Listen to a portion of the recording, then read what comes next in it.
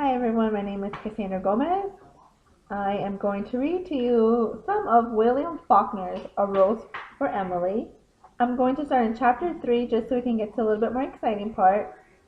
So here I go, starting at chapter 3 of A Rose for Emily by William Faulkner. She was sick for a long time. When we saw her again, her hair was cut short, making her look like a girl, with a vague resemblance to those angles in colored church windows, sort of tragic and serene. The town had just let the contractors for paying the sidewalks, and in the summer after her father's death, they began to work. The construction company came with niggers and mules and machinery, and a foreman named Homer Barron, a Yankee, a big, dark, ruddy man with a big voice and eyes lighter than his face. The little boys would follow in groups to hear him cuss the niggers, and the niggers singing in time to the right and fall of pigs. Pretty soon he knew everyone in town. Whenever you heard a lot of laughing anywhere, there was a square. Homer Barron would be in the center of the group. Presently, we began to see him and Miss Emily on Sunday afternoons driving in a big yellow-wheeled buggy that matched team of bays from the livery stable. At first we were glad that Miss Emily would have an interest, because the lady said, of course, a Grey Southern would not think seriously of a Northerner, a day laborer. But there were still others, older people, who said that even grief could not cause a real lady to forget noblesse oblige, without calling it noblesse oblige. They just said, poor Emily, her kinsfolk should come to her. She had some kin in Alabama, but years ago her father had fallen out with them over the estate of the old lady Wyatt, the crazy woman. There was no communication between the two families. They had not even been represented at the funeral. And as soon as the old people said, poor Emily, the whispering began. Do you suppose it's really so? They said to one another. Of course it is. What else could?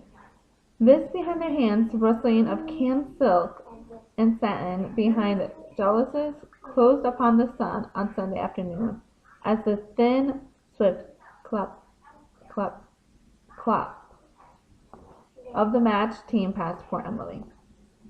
She carried her head high, though, even when we believed that she was fallen. It was as if she demanded more than ever the recognition of her dignity at the last garrison, as if it had wanted the touch of earthiness to reaffirm their impermanence. Like when she bought the rat poison, the arsenic. That was over a year after they had begun to say, poor Emily.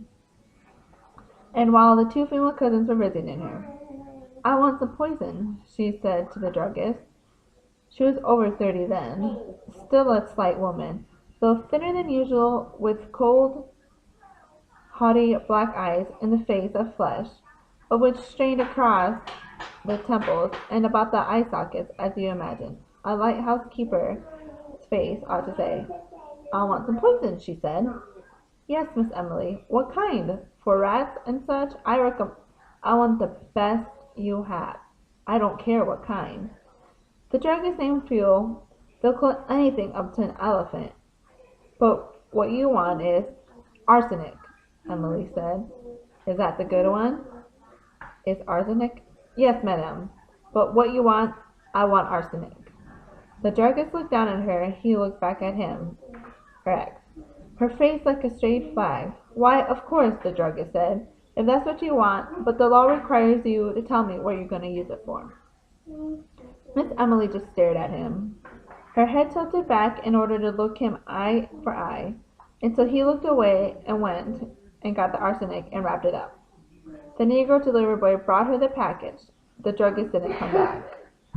When she opened the package for home, there was a written on the box, under the skulls and bones, for rats. Chapter 4. So the next day we all said, she will kill herself, and we said it would be the best thing when she began to be seen with Homer Barron.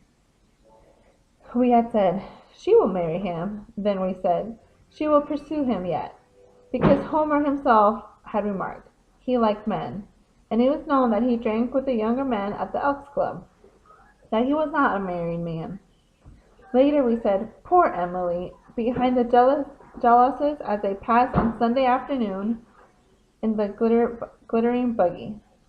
Miss Emily was with her head held high, and Homer Barron with his hat cut and a cigar in his teeth, reins and whip in a yellow glove.